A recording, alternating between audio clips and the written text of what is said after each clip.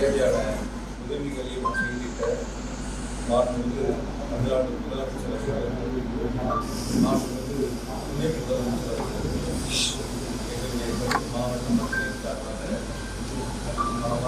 Sound கம்மி பண்ணுங்க. அதே போல இந்த நேர சம்பவத்தில் சொல்லி சவுண்ட் பண்ணுங்க. தலைவர்களுக்கு மாவட்ட மக்களின் சார்பாக நன்றி.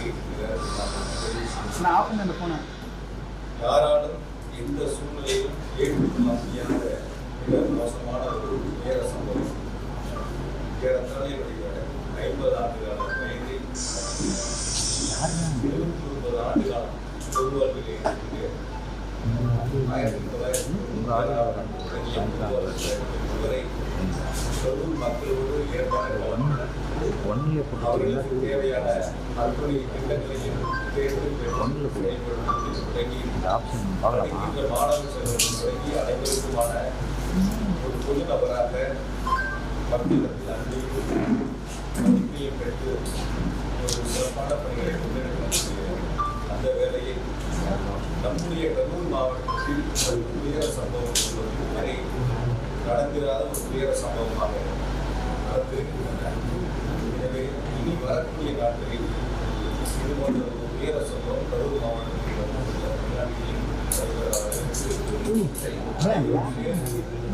இதற்கான முயற்சிகளை நான் முன்னெடுக்க கடந்த 3 நாட்களாக இந்த நிகழ்வில் பாதிக்கப்பட்டவர்களுக்கான உதவிகளை செய்வதையும் அவருடைய இல்லங்களுக்கு சென்று ஆறுதல் சொல்வதிலும் அவர்களுக்கு தேவையான ஏற்பாடுகளை செய்வதிலும் எங்களுடைய முழு கவனமும் அமைந்திருக்கின்றன. முதலமைச்சருடைய உத்தரவின் அடிப்படையில் தேவையான அனைத்து உதவிகளையும் அவர்களுக்கு முழுமையாக செய்து ஏறத்தாழ முதலில் 16 பேர் பாதிக்கப்பட்டிருந்தார்கள். அதன் பிறகு இறப்புகளுடைய எண்ணிக்கை 108 பேர் அந்த கூட்ட நெரிசலில் பாதிக்கப்பட்டு மருத்துவமனையில் சேர்க்கப்பட்டு சிகிச்சை முடித்து வீடு திரும்பி இருக்கின்றார்கள். இப்பொழுது 5 பேர் கரூர் மாவட்ட அரசு மருத்துவமனையிலும் 2 பேர் மதுரை அரசு மருத்துவமனையிலும் சிகிச்சை பெற்று வருகிறார்கள். விரைவில் அவர்களும் பூரண குணமடைந்து வீடு திரும்ப வேண்டும் என்று வேண்டுகிறேன். ஆகையால் இந்த ஒரு துயர சம்பவம் என்பது யாராலும் ஏற்றுக்கொள்ள முடியாத மிக மோசமான ஒரு துயர சம்பவமாக அமைந்திருக்கின்றன. எனவே இந்த நிகழ்வில் கட்சிகள் பார்க்காமல் இயக்கங்கள் பார்க்காமல் அனைவரும் ஒன்று சேர்ந்து அந்த மக்களுக்கு உதவிய தருணமாக அவர்களுக்கு தேவையான இவற்றை செய்த ஒரு நிகழ்வாக அமைந்திருக்கின்றன. இது போன்ற ஒரு துயர சம்பவம் இனி எந்த காலத்திலும் எந்த சூழ்நிலையிலும் எந்த மாவட்டங்களிலும் நம்முடைய தமிழ்நாட்டில் நடந்திடக்கூடாது. அதற்காகத்தான் 3 நாட்கள் கழித்து உங்களை சந்திக்க வேண்டும். இந்த துயர சம்பவங்களில் இறந்தவர்களுக்கு இரங்கலையும் பாதிக்கப்பட்டவர்களுக்கு தேவையான உதவிகளையும் செய்து அவர்கள் பூர்ண குணமடைந்து இல்லம் திரும்ப வேண்டும் என்பதற்காகத்தான் இந்த பத்திரிகையாளர் சந்திப்பை நாங்கள் ஏற்பாடு செய்தோம்.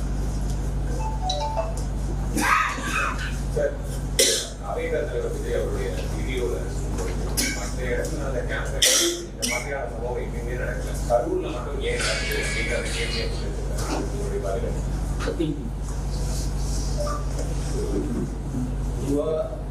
அரசியலா பார்க்க விரும்புகிறேன். மனிதாபிமானத்தோட என்னை பொறுத்த வரைக்கும் கரூர்ல மொத்தம் 41 பேர் இறந்ததுல 31 பேர் கரூர் 27 குடும்பங்களை சார்ந்தவங்க. ஒவ்வொரு வகையிலையும் நான் நேரடியா அந்த குடும்பத்தோட தொடர்பு உள்ளவன். தொடர்ந்து ஒவ்வொரு குடும்பங்களோடும் நேரடியா நாங்கள் தொடர்பு இருக்கக்கூடியவங்க. நேற்று ஒரு இல்லத்திற்கு இரங்கல் சொல்றதுக்காக போயிருந்தோம். அந்த தம்பி சனிக்கிழமை இந்த கூட்டம், ஞாயிற்றுக்கிழமை பெண் பார்க்க போகக்கூடிய தம்பி. டிசம்பர் மாசம் அந்த தம்பிக்கு திரும்பணும். அவர் குடும்பத்துல ஒரு கோரிக்கை தேவை இருந்தப்ப என்னை சந்திச்சிருக்காங்க. நான் அவங்களுக்கான தேவைகளை ஏற்பாடு பண்ணி கொடுத்துருக்கேன். அந்த தம்பி எங்களுடைய முப்பெருமளாலே அந்த தம்பி பங்கெடுத்திருக்காங்க. ஆனா நாங்க வேடிக்கை பார்க்கதான் அந்த தம்பி போனாங்க. அந்த வீட்டுல இருக்கிறவங்க அவருடைய நண்பர்கள் அந்த இடங்கள்ல கருத்துல வைப்பாங்க. ஒரு அரசியல் நிகழ்வாக இவங்க பண்ணாங்க, அவங்க பண்ணாங்க, இவங்க மேல குற்றச்சாட்டு, அவங்க மேல குற்றச்சாட்டு, அது போன்ற கருத்துக்களை நம்ம முன்னெடுக்காம இனி வரக்கூடிய நாட்கள் இது மாதிரி ஒரு துயர சம்பவங்கள் இருக்கக்கூடாது. ஒவ்வொரு குடும்பத்திலையும் நம்ம நேரடியாக அவங்களோட பங்கெடுத்திருக்கிறோம். அவங்களோட அந்த நட்பு முறையில நம்ம இருக்கிறோம். அந்த துயர சம்பவங்கள் என்பது யாராலும் 1.5 வயசு குழந்தை, 3 வயசு குழந்தை, 5 வயசு குழந்தை, இது மாதிரி இருக்கக்கூடிய ஒரு சூழல்ல ஒரு அரசியலா இது யாரும் பார்க்கிட வேண்டாம். அரசியல் களத்துக்கு நம்ம அது போயிட வேண்டாம். வரக்கூடிய நாட்கள்ல இது மாதிரி எந்த அரசியல் கட்சியினுடைய கூட்டமா இருந்தாலும் இது போன்ற நிகழ்வு இல்லாத அளவிற்கு அது ஒன்று சேர்ந்து செய்ய வேண்டிய ஒரு பணி. முக்கியமான அந்த இடம் வந்து ஒரு நெரிசலான பகுதி. அந்த எப்படி கொடுத்தாங்க காவல்துறை வந்து கூட்டங்களுக்கு திருச்சியில இருந்து நீங்களும் இங்க வருகின்றீங்க. நிறைய பல ஆண்டுகளா நீங்க தொடர்ந்து இந்த பணியில் இருக்கிறீங்க. அவங்க கேட்ட இடங்கள் வந்து முதல்ல லைட் ஹவுஸ் கார்னர், அதுல எவ்வளவு பேர் நிக்கலாம் நீங்க சொல்லுங்க. லைட் ஹவுஸ் கார்னர் ஜங்ஷன்ல அது ஒரு டர்னிங் பாயிண்ட், அந்த இடத்துல திரும்புற இடம் தான். அந்த திரும்புற இடங்கள்ல அந்த லைட் ஹவுஸ் கார்னர்ல எவ்வளவு பேர் நிக்க முடியும் பத்திரிகையாளர் நீங்க தான் உலகத்துக்கு சொல்லணும். மேலும் முக்கியமா பேருந்துகளுக்கு அதே மாதிரி அடுத்து கேட்டது உழவர் சந்தை. உழவர் சந்தையில எவ்வளவு பேர் நிக்க முடியும் நீங்க பாருங்க. உங்களுக்கே தெரியும் இருக்கக்கூடிய எல்லா பத்திரிகையாளருக்கும் உழவர் சந்தையில எவ்வளவு பேர் கூட்டம் நிக்க முடியும், லைட் ஹவுஸ் கார்னர்ல எவ்வளவு பேர் நிக்க முடியுங்கிறது உங்களுக்கு நல்லா தெரியும். பார்த்துட்டு அதுக்கப்புறம் வேலுசாமிபுரத்துல எவ்வளவு பேர் நிக்க முடியுங்கிறத பாருங்க. இந்த 3 இடங்கள்ல எது அதிகமான நபர்கள் நிற்க முடியும், எது அதிகமான நபர்கள் கலந்து கொள்ள முடியும், பொதுமக்களுக்கு எந்தவித போக்குவரத்து இடையூறு இல்லாம எந்த இடங்கள்ல அந்த கூட்டம் நடந்தா மக்களுக்கு சிரமம் இல்லாம இருக்குங்கிறது நீங்களே ஒரு கடை சிந்திச்சு பாருங்க. லைட் ஹவுஸ் கார்னர் கொடுத்திருந்தா ஒரு கால் பக்கத்துல அமராவதியார் இருக்கு, இந்த பக்கம் பெட்ரோல் பங்க் இருக்கு, அது ஒரு திரும்புற இடம், நகரை விட்டு வெளியே போற இடத்துல திரும்புற இடங்கள். அந்த இடங்கள்ல அந்த சந்திப்பு இருந்தா ஒட்டு மொத்தமா மாநகரம் முழுக்க ஒரு போக்குவரத்து நெரிசல் ஏற்பட்டிருக்கும். எனக்கு தெரிஞ்ச வரைக்கும் அந்த இடத்துல இருந்திருந்தா ஒரு அதிகபட்சம் ஒரு 7000 பேர் நிக்கலாம், 5000 ஒரு 7000 பேர் நிக்கலாம். நீங்க உழவர் சந்தை கொடுத்திருந்தா ஒரு 3000 ஒரு 5000 பேர் நிக்கலாம். சேர் போட்டாலும் நம்ம அந்த இடத்துல ஒரு 2000 சேர் தான் போடுறோம். அது மாதிரிதான் கூட்டங்கள் ஏற்பாடு பண்ணோம். பொதுவா ஒரு அரசியல் கட்சி கூட்டம் நடத்துறதுங்கிறது நாங்க நடத்தும் போது 1000 பேர் கலந்துக்கிட்டா அதுக்கான இடத்தை தேர்வு செய்யணும், 5000 பேர் கலந்துக்கிட்டா 80 அடி ரோட்ல போடணும்னு முடிவெடுக்கும். அப்போ ஒரு அரசியல் கட்சி எவ்வளவு கூட்டங்கள் வருகிறதோ அந்த இடத்தை தேர்வு செய்ய வேண்டியது அரசியல் கட்சியினுடைய கடமை. நாங்க இருக்கு அப்படிதான் பார்த்துருக்கோம். நாங்கள் 30 விழா நடத்தினோம். இப்ப சமீபத்தில் செப்டம்பர் 17 எங்களுடைய தலைவர் அவர்கள் வருகிறது சிறப்புரையாற்றினாங்க. அப்ப எவ்வளவு பேர் வருவாங்க? நாங்க ஒரு 2 லட்சம் பேர் 2 லட்சம் பேர் வருவாங்கன்னு எதிர்பார்த்தா 2 லட்சம் பேர் வந்தாங்க. அப்ப அந்த நிகழ்வு 2 லட்சம் பேர் வர்றாங்கன்னா அதுக்கான வாகன நிறுத்துமிடம், அந்த கூட்டத்திற்கான அமர்ந்து கூட்டத்தை கேட்கக்கூடிய அளவிற்கான பிரச்சார இடங்கள், அந்த மாதிரி இடங்கள் நாங்க தனியார் இடத்தை தேர்வு பண்ணி அந்த இடத்துல அனுமதி கேட்டு வாங்கி அந்த இடங்கள் கூட்டங்கள் நடத்தணும். இப்ப வரக்கூடிய கூட்டங்கள் அந்த அரசியல் கட்சி எவ்வளவு கூட்டங்கள் என்பதை நாங்கள் தான் தீர்மானிக்கணும். அனுமதி கேட்கும் போது நாங்கள் 1000 பேர் கலந்துக்கிறேன்னு சொல்லுவோம், 2000 பேர் கலந்துக்கிறதும் ஓரளவுக்கு காவல்துறை அதை தீர்மானிக்கிறாங்க, எவ்வளவு பேர் வருவாங்கிறது தீர்மானிக்கிறாங்க. அதுக்கான பாதுகாப்பை காவல்துறை கொடுக்குறாங்க. அதுல இப்ப நீங்க ஒரு 30 விழா நடத்தினா நீங்க எல்லாரும் அந்த கூட்டத்துக்கு வந்துருந்தீங்க. அங்க வரக்கூடியவங்களுக்கு குடிநீர் பாட்டில் தொடங்கி பிஸ்கட்ல இருந்து என்ன அவங்களுக்கு தேவையோ, ஒரு வேலை யாராவது சுகர்ல இருந்தா கூட அவங்களுக்கு தேவையான வசதி அங்க ஏற்பாடு செய்யப்பட்டதை நீங்க பாத்தீங்க. நான் அந்த குறையா சொல்லுவேன், தயவுசெய்து யாருமே பத்திரிகைகளை இந்த குறைகளா எடுத்துக்க வேணாம். நீங்க இதே வேலுசாமிபுரத்துல சம்பவம் நடந்து அடுத்த நாள் பாத்தீங்க, எனக்கு தெரிஞ்சு ஒரு 1000-2000 செருப்புகள் அங்க இருக்கு. ஒரு எம்டி தண்ணி பாட்டில் தான் கொண்டு அதை இருந்துச்சு. நீங்க யாரும் பாத்தீங்க, ஒரு குடிச்சா தண்ணி பாட்டில் எம்டி பாட்டில் கீழே தானே கிடக்கும், செருப்பு எப்படி கீழே கிடச்சு அதுதான் இருக்கும். வந்திருக்கக்கூடியவங்களுக்கு ஒரு குடிநீர் ஏற்பாடோ அவங்களுக்கு தேவையான ஒரு பிஸ்கட்டோ அல்லது அவங்களுக்கு தேவையான வசதிகள் செய்வது அந்தந்த அரசியல் கட்சியினுடைய அவங்கதான் ஏற்பாடு செய்யணும். யாரு கூட்டம் நடத்துறாங்களோ அவங்கதான் ஏற்பாடு செய்யணும். இதை நான் குறைகளா சொல்லல, திரும்பவும் சொல்ல நான் குறைகளா சொல்லல, அவர்கள் அந்த இடத்துல அதை செய்திருக்க வேண்டும். தண்ணி வசதி தான் 11 மணிக்கு கூட்டம் அப்படின்னு சொல்றாங்க, இல்ல 12 மணிக்கு பேசுறதா பொதுச்செயலாளருடைய பேட்டி நீங்களே பத்திரிகையிலேயே தொலைக்காட்சியிலையும் போட்டுருக்கீங்க. 12 மணிக்கு நடக்க வேண்டிய கூட்டங்கள் 11 மணிக்கு வருகிறது, 10 மணில இருந்து வர ஆரம்பிச்சாங்க. என்னை பொறுத்த வரைக்கும் நான் கேட்ட வரைக்கும் விசாரித்த வரைக்கும் 4 மணிக்கு அந்த இடத்துல ஒரு 5000 பேர் இருப்பாங்க அப்படின்னு தான் பொதுவான கருத்து. சில பேர் உங்ககிட்ட கூட நானும் பேசினேன், எவ்வளவு பேர் இருந்தாங்கன்னு கேட்கும்போது கூட நீங்க சொன்னீங்க 4000 ஒரு 5000 பேர். அப்ப அது குறித்த நேரத்துல அந்த கூட்டங்கள் நடந்திருந்தாலோ அல்லது 12 மணிக்கு சொல்லி ஒரு 4 மணிக்கு நடந்திருந்தாலும் இது போன்ற ஒரு அசம்பாதங்கள் நடந்திருக்காது அப்படிங்கிறது பொதுமக்களுடைய கருத்தா இருக்கு. அன்னைக்கு சனிக்கிழமை கரூர்ல சம்பள நாள், 5 மணிக்கு டெக்ஸ்ல வேலை முடிச்சு சம்பளம் வாங்கக்கூடியவங்க, வேலைக்கு போறவங்க, ஒரு பில்டிங் வேலைக்கு போறவங்க, கொத்தனார் சித்தால் வேலைக்கு போறவங்க கூட 5 மணி 6 மணிக்கு முடிச்சுட்டு சம்பளம் வாங்கிட்டு வீடுகளுக்கு செல்லக்கூடியவங்க அந்த இடத்துல பெருந்தரலா வருகிட்டு இருக்காங்க அப்படிங்கிறது தான் பொதுமக்களுடைய கருத்தா இருக்கு. ஆகவே அந்த ஏற்பாடுகள் என்பது காவல்துறை பாதுகாப்பு கொடுக்கும், அரசு கேட்கக்கூடிய இடங்கள் கொடுக்கும். நான் இன்னும் கூட கொஞ்சம் நீங்க வெளிப்படையா பிராக்டிக்கலா பத்திரிகையாளர்கள் நீங்க இது மக்களுக்கு சொல்ல வேண்டிய கடமை உங்ககிட்ட இருக்கு. இப்ப அரசு கொடுக்க வேண்டிய இடங்கள் எவ்வளவு, எந்தெந்த இடங்கள், அந்த இடங்கள்ல கேட்கும் போது அரசு கொடுக்குது. இன்னும் கூட அரசியலா கூட சில நேரங்கள் எடுத்துக்கிறாங்க. இந்த இடங்கள் கேட்டா கொடுக்கல, அந்த இடங்கள் கேட்டா கொடுக்கல அப்படின்னு சொல்ல அரசு ஒரு அரசியலா பண்ண ஆரம்பிக்கிறாங்க. அப்ப கேட்கக்கூடிய இடங்கள் நம்மளுடைய தலைவர் பேசக்கூடிய வரக்கூடிய மக்களுக்கு போதுமான இடமா யார் தீர்மானிக்கும்? அந்த அரசியல் கட்சிகள் தான் தீர்மானிக்கும். இப்ப நாங்க தீர்மானிக்க உட்பிரிவு 2 லட்சம் பேர் வந்தாங்கன்னா இந்த இடம் போதுமானது தனியார் இடத்துக்கு போறோம். அந்த மாதிரி அந்த அரசியல் கட்சிகள் தான் இடங்களை தேர்வு செய்கின்ற பொழுது இந்த இடம் சரியா வருமா? அரசாங்கத்துல இருக்கக்கூடிய காலி இடங்கள்ல ஏற்கனவே அனைத்து கட்சி கூட்டம் போட்டு அந்த கூட்டத்துல தீர்மானிக்கப்பட்ட 11 இடங்கள்ல அனுமதிக்கப்பட்ட இடங்கள்ல அனுமதி என்பது கொடுக்குறாங்க. அதனால இது குறைகளா நான் சொல்லல, குற்றச்சாட்டுகளா சொல்ல. இனி வரக்கூடிய நாட்களையாவது இந்த எல்லா அரசியல் இயக்கங்களுமே இது போன்ற தவறுகள் வராத அளவிற்கு சரி செய்து கொள்ள. மாற்று கட்சியினர் கூட்டத்துக்கு வந்துட்டாங்க அப்படின்னு சொல்லிட்டு குற்றச்சாட்டு வைக்கிறது. செருப்புலாம் எப்படி வீசுவாங்க தலைவர் மேல? ஜெனரேட்டரை யார் ஆஃப் பண்ணுவாங்க? மின்சாரம் துண்டிக்கப்பட்டது. முக்கியமா ஆபாச வார்த்தைகள்லாம் நிறைய ஆடியோ தான் வருது. அப்படி ஒரு மாதிரி மாற்று கட்சியினர் புகுத்தப்பட்டாங்க. எல்லா தொலைக்காட்சிகளும் லைவ்ல வச்சிருக்காங்க. ஆங்கில தொலைக்காட்சிகள், தமிழ் தொலைக்காட்சிகள் உட்பட எல்லாரும் லைவ்ல இருக்கீங்க. சில சோசியல் மீடியாவும் யூடியூப் சேனல் வரைக்கும் எல்லாரும் லைவ்ல இருக்கீங்க. அப்படி ஒரு சம்பவங்கள் அங்க இருந்திருந்தா உங்க கண்ணுல உங்க லைவ்ல எதுவும் படாம இருந்திருக்குமா? வெளிப்படையா பேசுறது. அதாவது ஒரு அரசியல் கருத்துக்காக ஒருத்தர் கேட்கக்கூடிய கேள்வி இன்னொரு இடத்துல கேட்கறது, நான் சொல்ற பதிலுக்கு இன்னொரு இடத்துல கேள்வி இருப்பது இல்லாம இது 41 பேர் இறப்பு சம்பந்தப்பட்ட ஒரு நிகழ்வு. பொதுவா ஒரு 100க்கும் மேற்பட்டோர் பாதிக்கப்பட்ட ஒரு நிகழ்வு, ஒரு துயர சம்பவம்.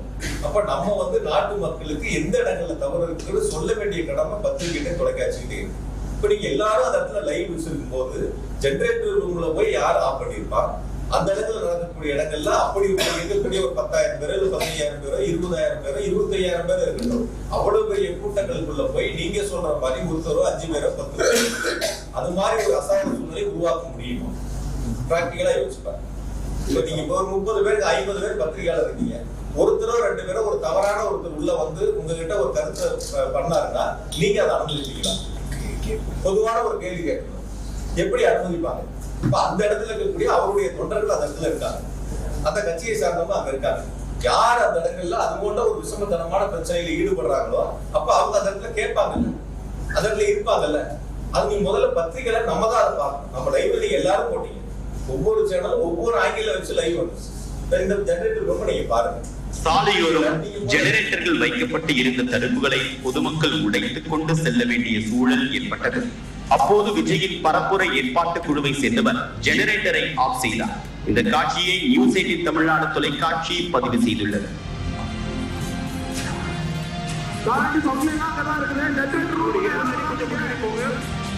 கொஞ்சம் முன்னாடி போலாம்.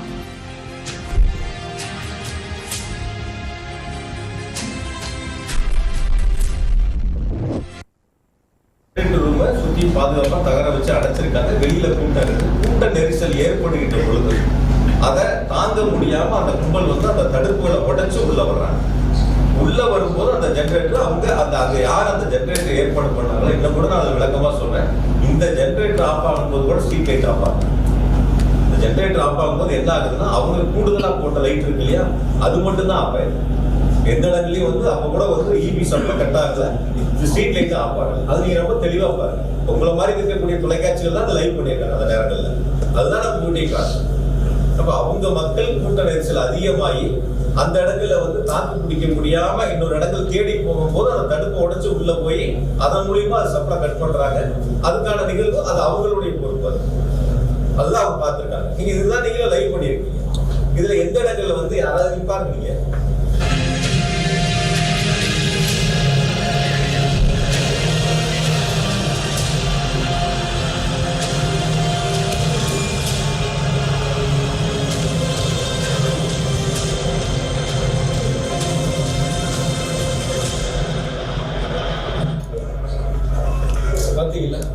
அந்த கட்சியோட தலைவர் மேல செருப்பு வீசுனது அதுவும் அவர் சொல்லியிருந்தாரு. இதுவரைக்கும் 5 இடத்துல கூட்டம் நடந்திருக்கு. இது போன்ற நிகழ்வுகள்லாம் ஏற்படாது. அந்த வீடியோ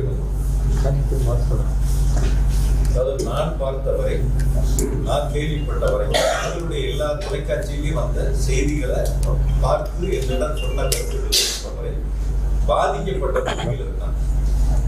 பாதிக்கப்பட்ட ஒரு தம்பி தலையில கையை வச்சு கையை நீட்டி தனக்கான உதவிகளை கேட்கிறார். அதை நீங்க பார்த்திருக்கீங்க. ஒரு தம்பி தண்ணி பாட்டில் உட்பட கீழே கேட்கிறாங்க. அதை தொடர்ந்து பேச்சு போயிட்டு தன்னுடைய கவனத்தை ஈர்ப்பதற்காக அது போன்ற சம்பவங்கள் பேச்சினுடைய துவக்கத்திலேயே இருக்கு. அந்த சம்பவங்கள் நடந்து சிலருடைய கொஞ்ச நேரங்கள்ல தான் தண்ணி பாட்டில் அவங்களே எடுத்து கொடுக்குறாங்க. கேட்டப்ப அவங்களுடைய கவனங்கள் போகல. அதன் பிறகு ஒருத்தர் போய் சொல்லிதான் தண்ணி பாட்டில் அதுக்கப்புறம் எடுத்து கொடுக்குறாங்க. அது நீங்க பார்த்துருப்பீங்க. அதை நீங்க அந்த லைவ்லையும் பார்த்தீங்க. சில சேனல்ல அந்த லைவும் போட்டிருக்கீங்க. அதோட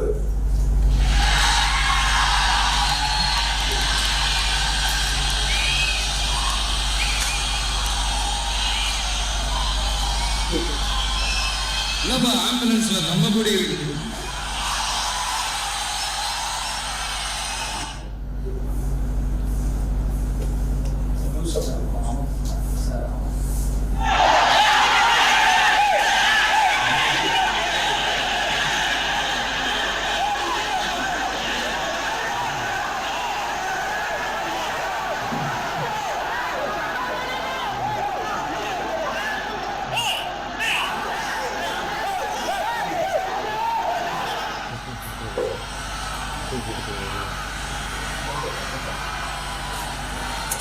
கொஞ்சம் கொஞ்சம் வழி விட்டு போயிடுங்க.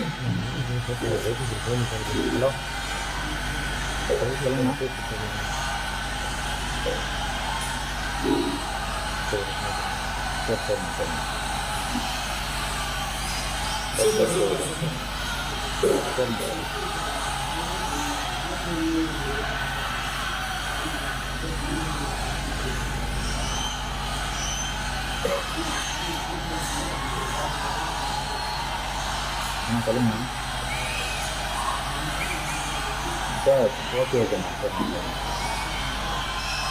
இல்லப்பா ஆம்புலன்ஸ்ல நம்ம கூட இருக்குது.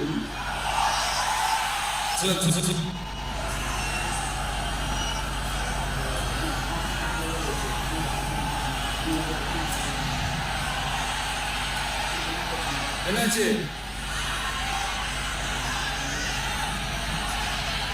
தண்ணி கொடுங்கப்பா. தண்ணி போட்டு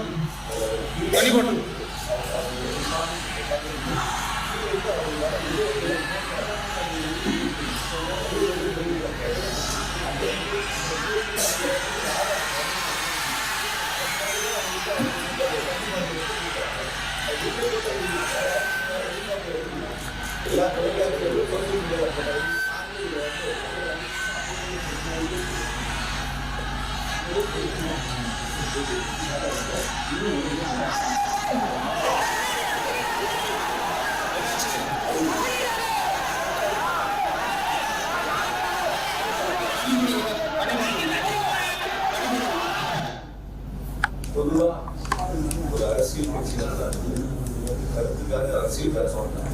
அரசியல் எந்த அரசியல் கட்சினாலும் சரி, ஒரு கூட்டங்கள் நடக்கின்ற பொழுது அந்த அரசியல் கட்சியினுடைய தலைவர்கள் சீட்டோட அந்த வாகனத்துடைய பிரச்சார வாகனத்துக்கு முன் சீட்ல இருப்பாங்க.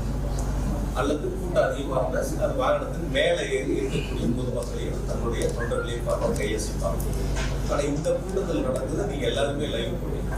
ஏறதால கூட்டத்துக்கு ஒரு 500 மீட்டருக்கு முன்னாடியே வந்து வாகனத்துக்கு ஸ்கிரீன் போட்டாச்சு, லைட்டா பண்ணி முன்சீட்ல தான் எல்லாரும் உட்காரவங்க கையசிப்பாங்க, மேல நின்று கையசிப்பாங்க. இது வழக்கமான அரசியல் தலைவர்கள் செய்யக்கூடிய ஒரு நிகழ்வு.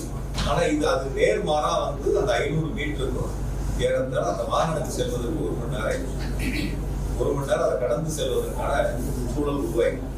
அந்த இடங்கள்ல கூட எனக்கு சொன்ன வரைக்கும் காவல்துறை வந்து கூட்ட நெரிசல் அதிகமா இருக்கு. கொஞ்சம் முன்னாடி வாகனத்துல முன்பகுதியில நின்று அங்க இருந்து நம்ம திருக்கம்பூர் ரவுண்டானால இருந்து கையெழுத்திருந்தாலோ அல்லது மேல இருந்து கையெழுத்திருந்தாலோ அந்த இடங்கள்ல இது போன்ற கூட்ட நெரிசல் வந்திருக்காது அப்படிங்கிறது பொதுவான மக்களுடைய கருத்து. ஆக எல்லா இருக்கக்கூடிய மக்களும் கூட்ட இடத்திற்கு வர வேண்டும் என்பதற்காகவே இது போன்ற ஒரு நிகழ்வு ஏற்பட்டதா என்பது பொதுமக்களுடைய ஒரு சந்தேகமா. தன்னை பார்க்க வேண்டியவங்க எல்லாரும் பொதுமக்கள் அந்த பொதுக்கூட்டம் நடக்கக்கூடிய இடங்களுக்கு வந்தாதான் சரியா இருக்கும். அது வரைக்கும் முன்சீட்ல இருக்கக்கூடியவங்க அந்த கூட்டத்துக்கு 500 மீட்டருக்கு முன்னாடி ஏன் வந்து வண்டிக்கு வாகனத்துக்கு உள்ள போகணும், ஸ்கிரீன் போகணும், லைட் ஆஃப் பண்ணணும்? இது ஒரு பொதுவான எதிர்மறையான கேள்விகள் இருக்கு. நான் இருக்கக்கூடிய பத்திரிகையில எல்லாத்துக்கும் கேட்கிறேன். தொடர்ச்சியா எங்களுடைய இயக்கத்தின் சார்பில் பத்திரிகையாளர் சந்திப்பு நடத்தினாலும் இது மாதிரி கேள்விகள் இருக்கு. சோசியல் மீடியால இது போன்ற கேள்விகள் இருக்கு. இதுவரைக்கும் யாராவது இந்த கூட்டம் நடத்தின அரசியல் கட்சியினுடைய தலைவர்கள், 2ஆம் கட்ட தலைவர்கள், அடுத்த நிலையில் இருக்கக்கூடியவங்க யாருக்கிட்டையாவது ஒரு கேள்வி ஒன்றும் முன் வச்சிருக்கணும், இல்ல அவங்களால அதுக்கான விளக்கங்கள் சொல்ல முன் வச்சிருக்கணும். ரெண்டும் எதுவுமே இல்லை. ரவுண்டானாலும் அவர் மேல பஸ் மேல ஏறி அவரு பார்த்துட்டு தான் போனாரு அப்படின்னு அது வீடியோ கூட இருக்கு. ரவுண்டானா வரைக்கும் முன் வரிசையில நின்றவங்க மேல நின்றவங்க ரவுண்டானால ஒரு இடங்கள்ல மேல ஏறி கையை காட்டிட்டு கீழே போறாங்க. ரவுண்டானா முடிஞ்சதுக்கு அப்புறம் கூட்ட அரங்கத்துக்கு போற வரைக்கும் ஏன் உள்ள போகணுங்கிறது தான் பொதுமக்களுடைய கேள்வி. அப்ப அந்த வழியிடுதல் இந்த 500 மீட்டர் தூரத்துக்கு நின்றவங்க முன் சீட்ல இருந்திருந்தாலும் மேல இருந்திருந்தாலும் அங்கேயே பார்த்துட்டு அப்படியே போயிருப்பாங்க. கூட்டத்துக்குள்ள வந்திருக்க மாட்டாங்க.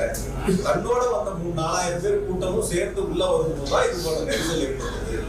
அது சில தினங்களுக்கு முன்பா அதிமுக கூட்டம் நடந்தது. ஒரு 15,000 பேர் வரைக்கும் அங்க கலந்துருப்பாங்க. அந்த கூட்டங்கள்ல எந்தவித பாதிப்புகளும் இல்லாம இருக்கு. அப்ப இந்த கூட்டங்கள்ல மட்டும் எப்படி பாதிப்புகள் வந்து வழக்கமா ஒரு கருத்து சொல்லுவாங்க. சகோதரர் கூட கேட்டார், வழக்கமான ஒரு கருத்து சொல்லுவாங்க. நான் ரெகுலரா வண்டி ஓட்டுவேன், கார் ஓட்டுவேன். எல்லா நாளும் நான் வேகமா தான் போவேன். சில நாளா நான் கார் ஓட்டிட்டு இருக்கேன், ஆனா எல்லா நாளும் வேகமா தான் போவேன். ஒரு நாளும் ஆக்சிடென்ட் ஆகல. இன்னைக்கு மட்டும் எனக்கு எப்படி ஆக்சிடென்ட் ஆச்சுன்னு ஒருத்தர் கேட்கற மாதிரி இருக்கு. எல்லா ஊர்லயும் கூட்டம் நடத்துறேன், எந்த ஊர்லயும் நடக்கல, இந்த ஊர்ல மட்டும் ஏன் நடக்குங்கிற கேள்வி. நான் எல்லா நாளும் வண்டி ஓட்டுறேன், வேகமா தான் ஓட்டுறேன். ஆனா இந்த நாள் மட்டும் இன்னைக்கு மட்டும் எனக்கு எப்படி என் கார் ஆக்சிடென்ட் ஆச்சுன்னு கேட்கற மாதிரி இருக்கு. எல்லா ஊர்லயும் எவ்வளவு பேர் மயக்கம் அடைஞ்சாங்க, எவ்வளவு பேர் மருத்துவமனையில் அனுமதிக்கப்பட்டாங்க. விக்கிரவாண்டியில நடந்தப்ப இறந்தது, மதுரையில மாநாடு நடந்தப்ப இறந்தது. ஒவ்வொரு ஊர் வரையும் தெளிவா அரசின் சார்பில் விளக்கம் சொன்னாங்க. அது எல்லாரும் உங்களுக்கும் தெரியும். அப்ப ஒவ்வொரு கூட்டம் நடக்கக்கூடிய நிகழ்வுலையும் அது போன்ற சம்பவங்கள் நடந்துகிட்டு இருக்கு. அதற்கு பிறகாவது சரி செய்யக்கூடிய ஒரு சூழலை உருவாக்கி இருக்கணும். அது உருவாக்காம இருந்திருக்காங்க. இனி வரக்கூடிய நாட்களையாவது அது சரி செய்யும்.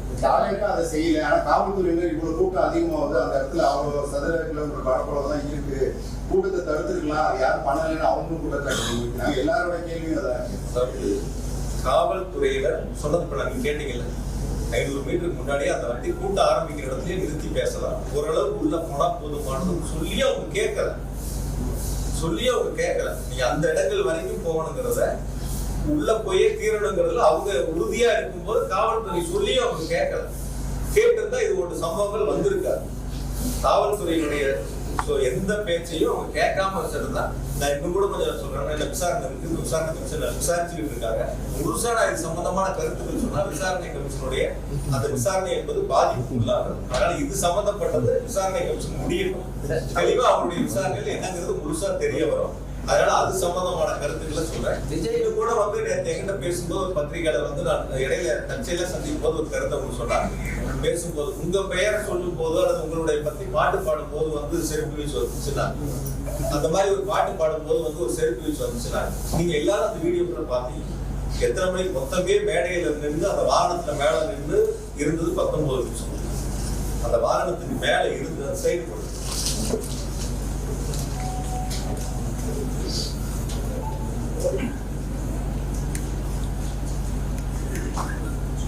ஜூம் பண்ணிக்காரு.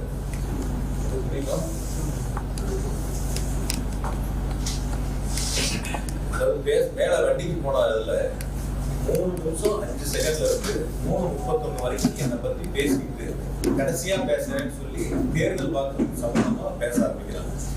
5:35க்கு கரூர் விமான நிலையத்தை பத்தி திரும்ப பேசினாங்க. பேச ஆரம்பிச்சு பேச்சு 6 மணிக்கு மயங்கி விழுந்தக்கூடிய பகுதியிலிருந்து முதல் செருப்பு அந்த செருப்பு வீசுறாங்க. இது பேச ஆரம்பிச்சு 6வது நிமிஷத்துல அந்த சம்பவம் நடக்குது.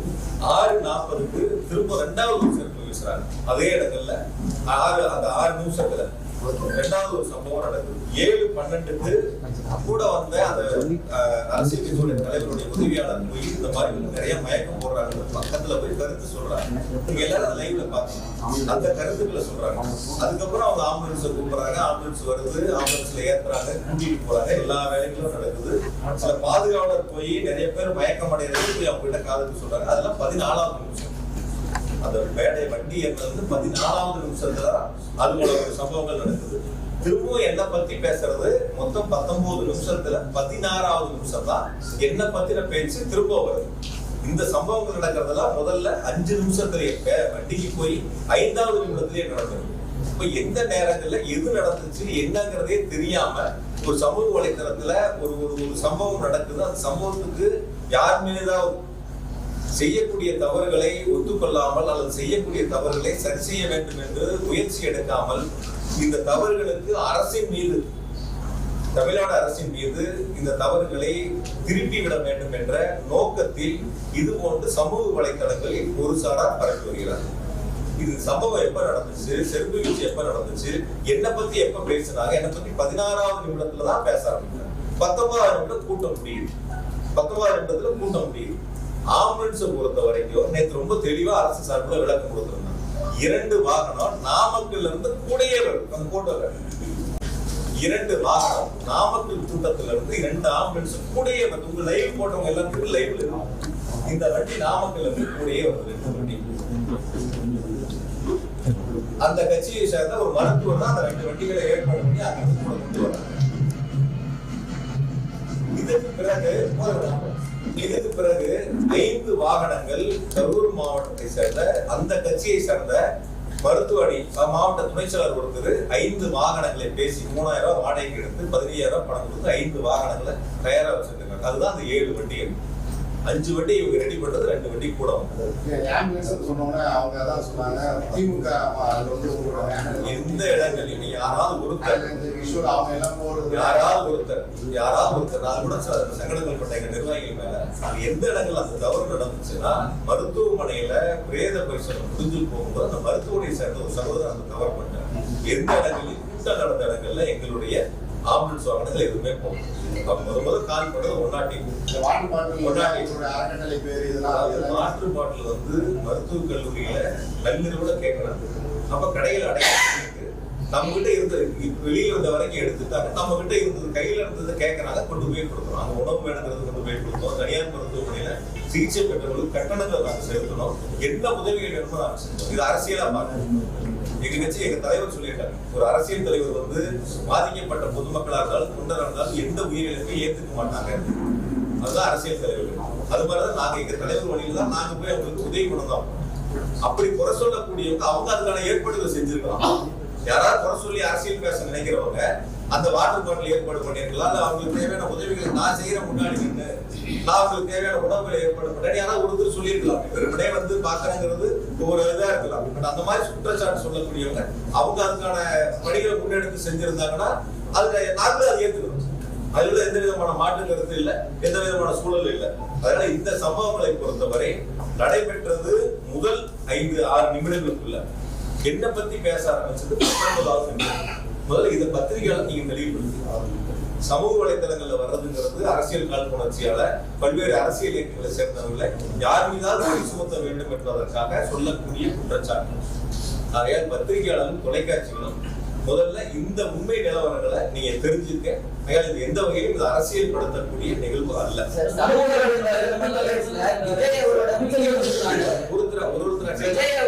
வீடியோல சொல்லியிருக்காரு சிஎம் சார் அப்படின்னு சொல்லி மென்ஷன் பண்ணி சிஎம் சார்னு மென்ஷன் பண்ணி அவர் சொல்றாரு அவரோட வீடியோ.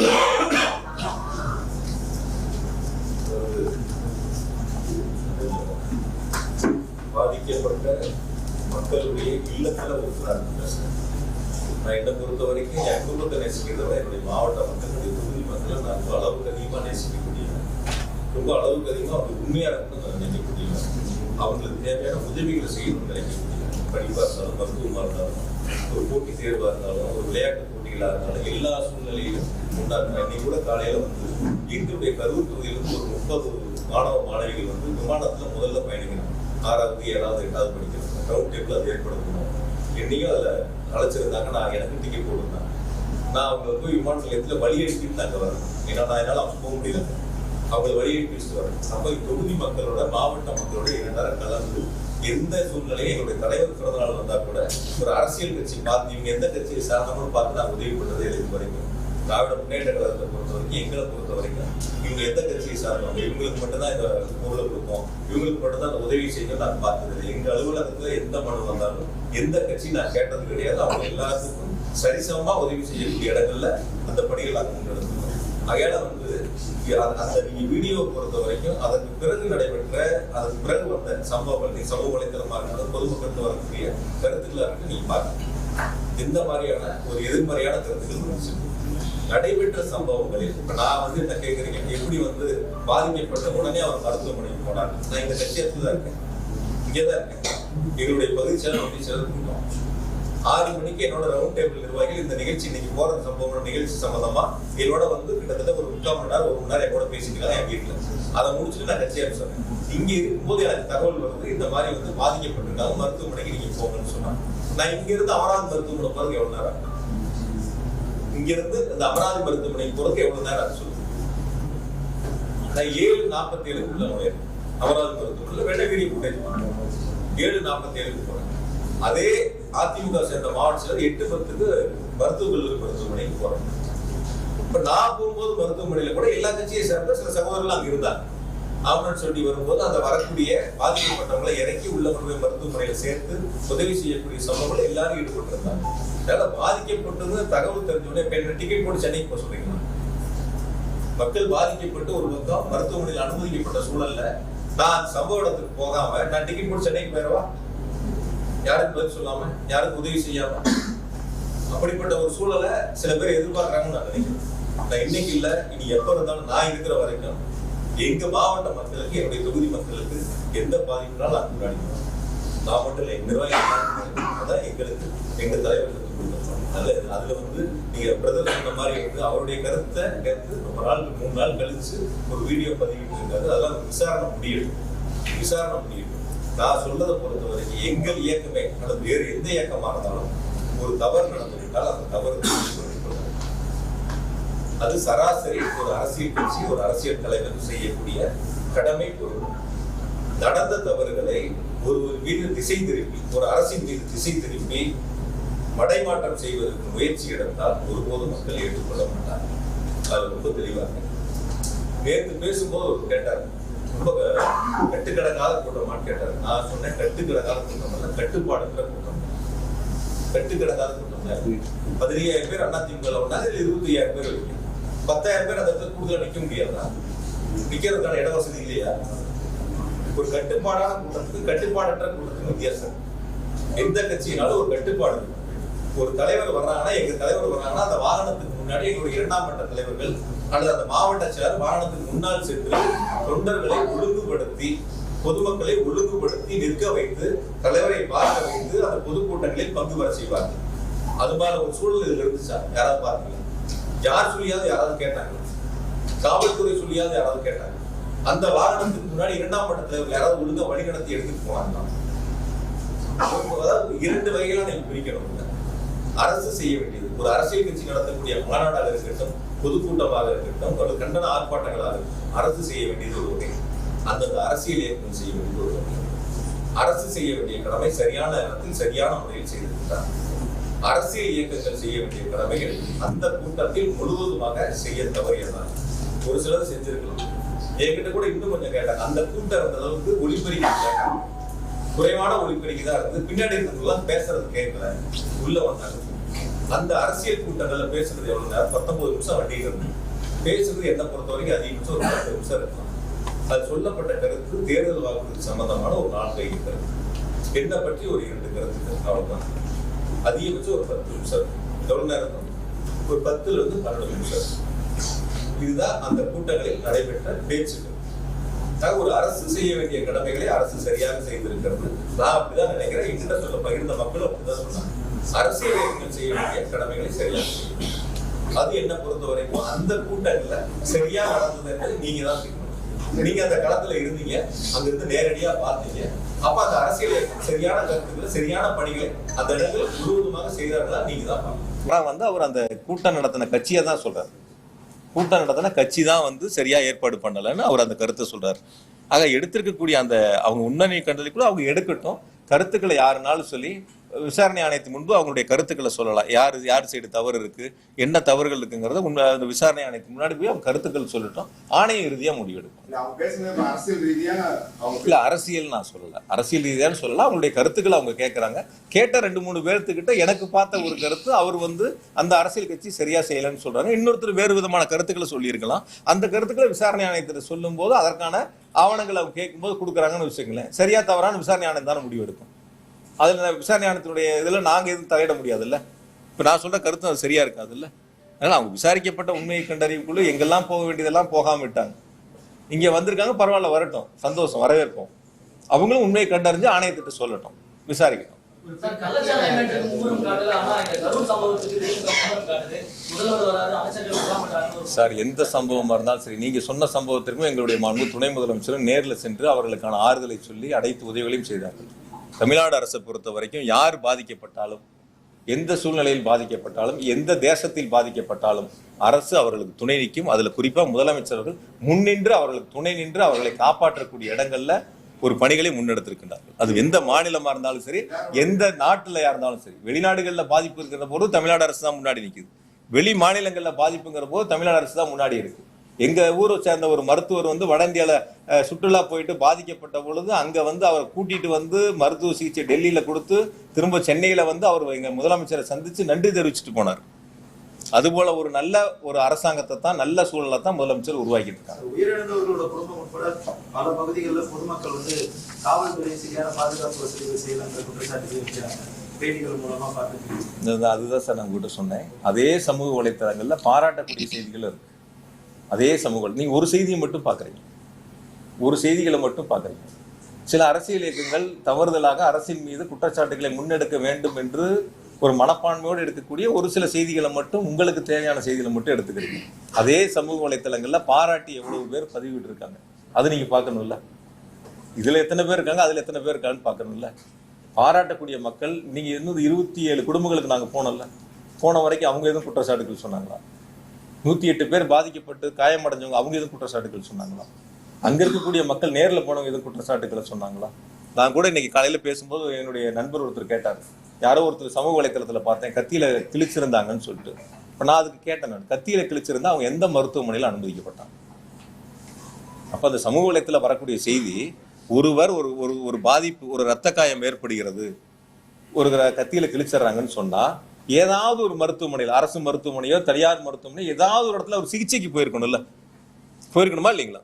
கைதான மாவட்ட செயலரோட மனைவியே சொல்றாங்க ஸ்ப்ரே அடிச்சாங்க அப்படின்லாம் அவங்களே ஸ்டேட்மெண்ட் கொடுக்குறாங்க. அதாவது 2 நாள் கழித்து அந்த ஸ்டேட்மெண்ட் எப்போ வருது? அன்னைக்கு பாதிக்கப்பட்ட அன்னைக்கு அதே மாவட்டத்துடைய மனைவி அந்த மருத்துவமனைக்கு வந்திருக்கலாம், பாதிக்கப்பட்டவங்களை பார்த்திருக்கலாம். 2 நாள் கழித்து தன்னுடைய கணவர் கைது செய்யப்படுகிறார் என்று தெரிந்தவுடன் அதற்கான கருத்துக்களை முன்னெடுக்கிறவங்க 2 நாட்கள் 3 நாட்கள் எங்க போனாங்க? நான் இன்னும் கூட கேட்கிறேன், சரி அப்படி சொல்லக்கூடிய அவருடைய மனைவி அதற்கான ஆவணங்களை நேரடியா விசாரணை கமிஷன்ல போய் சொல்லலாம். எந்த இடங்கள்ல நீங்க எல்லாரும் லைவ் போட்டீங்கல்ல, அப்படி யாராவது ஸ்ப்ரே அடிச்சிருந்தா அந்த லைவ்ல யாரோ ஒருத்தரோட லைவ்ல வரும்ல, உங்களுடைய லைவ்ல ஏதோ ஒரு சேனல் லைவ், ஏதோ ஒரு யூடியூப் லைவ்ல ஏதோ ஒரு இடங்கள்ல இருக்கும்ல, அது மாதிரி இருக்குல்ல. ஒரு தம்பி ஒருத்தர் பேசுவார் பாருங்க, அந்த வீடியோ போடுங்க. அவங்க அங்க ஆதாரங்களை கொண்டு போய் கொடுக்கட்டும், விசாரணை ஆணையம் விசாரிக்கட்டும். இந்த சம்பவங்களை பாருங்க. இது உங்களை மாதிரி ஒரு அவரை தூக்க முடியாமல் அள்ளி கொண்டு வருகிறார்கள். மிகவும் அவரது நிலைமை கவலைக்கிடமாக உள்ளன. ஒரு ஆம்புலன்ஸ் வசதியிலே, குடிநீர் வசதியிலே, இன்னொருவர் மயங்கி விழுந்து மிகவும் மோசமான நிலையில் வருகிறார். அவரை தூக்கி கொண்டு மிகவும் கடினமான ஒரு நிலையில் தற்போது கொண்டு செல்கின்றார்கள். இன்னொருவர் மயங்கி விழுந்து மிகவும் மோசமான நிலையில் வந்துள்ளார்.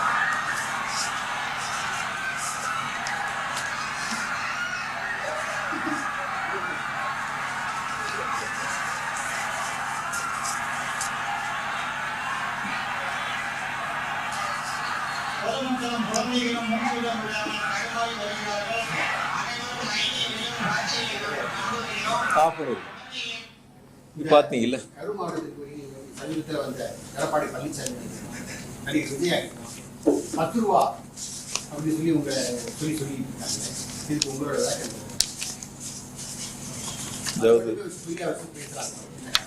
அதாவது அரசியல் ரீதியா கருத்துக்களை முன்வைக்க நினைச்சவங்க அது எடுபடலை. தனிப்பட்ட முறையில குற்றச்சாட்டுக்களை முன் வச்சு அந்த கருத்துக்களை அதன் மூலியமா ஒரு அவதூறுகளை அல்லது ஒரு தவறான ஒரு எண்ணத்தை மக்களிடத்துல உருவாக்கலான்னு அவங்களுடைய முயற்சிகளை முன்னெடுக்கிறாங்க. நான் பொதுவாக இது அரசியல் இயக்கங்களுக்கு எல்லாத்துக்கும் சேர்ந்து பொதுவான ஒரு கருத்தை இருக்கக்கூடிய சூழல், இப்போ அந்த துறைகள் இந்த இடத்துல இல்லை, இப்போ நான் அதுலேருந்து வெளில வந்திருக்கேன். இருந்தாலும் சொல்ல வேண்டியது என்னுடைய கடமை. இப்போ அதிமுக பொதுச் செயலராக இருக்கட்டும் அல்லது இப்போ வந்த அரசியல் கட்சியினுடைய தலைவராக இருக்கட்டும், 2016 21 வரைக்கும் இது போன்ற ஒரு சம்பவங்கள், அதாவது டாஸ்மாகில் 10 ரூபாய்க்கு கீழே கூடுதலாக வசூலிக்கப்பட்ட அது சம்பந்தமான புகார்கள் நடவடிக்கை எடுக்கப்பட்டது 7540. இப்போ போன அதிமுக ஆட்சியில் 10 ரூபாய்க்கு மேலே கூடுதலாக வசூலிக்கப்பட்டு நடவடிக்கை எடுக்கப்பட்டது 8666. இது கடந்த அதிமுக ஆட்சியில் வசூல் பண்ண அபராத தொகை ஏறத்தாழ 14 கோடி ரூபாய் அந்த ஆட்சியில் வசூல் பண்ணியிருக்காங்க. அபராத தொகைகள் இந்த மாதிரி கூடுதல் விலைக்கு விற்றவர்கள் மீது நடவடிக்கை எடுத்து அபராத தொகையை வசூலிச்சிருக்காங்க. 2021 பிறகு திமுக ஆட்சியில் இதன் மீது எடுக்கப்பட்ட நடவடிக்கை, அதாவது 10 ரூபாய்க்கு கீழே தொடுக்கப்பட்ட விசாரித்து எடுக்கப்பட்ட நடவடிக்கை 18,253.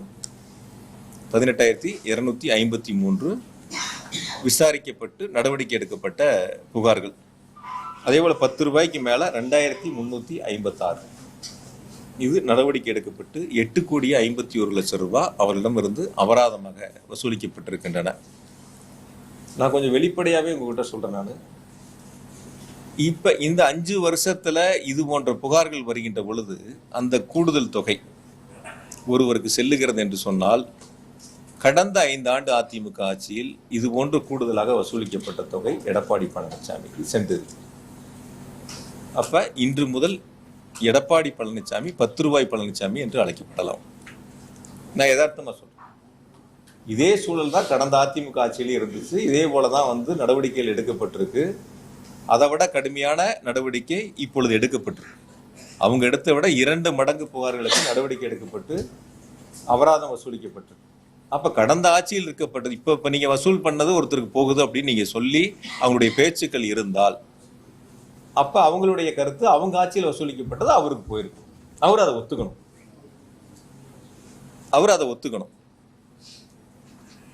யாராவது ஒருவர் டாஸ்மாகில் பணிபுரியக்கூடிய ஒரு எம்ப்ளாயி தொழிலாளி, நாங்கள் இது போன்ற சம்பவங்களில் எங்கள் இடத்துல இப்படி ஒரு தவறுகள் நடக்குது, கேட்குறாங்க, பண்ணுறாங்க, யாராவது ஒருத்தர் புகார் சொன்னாங்களா?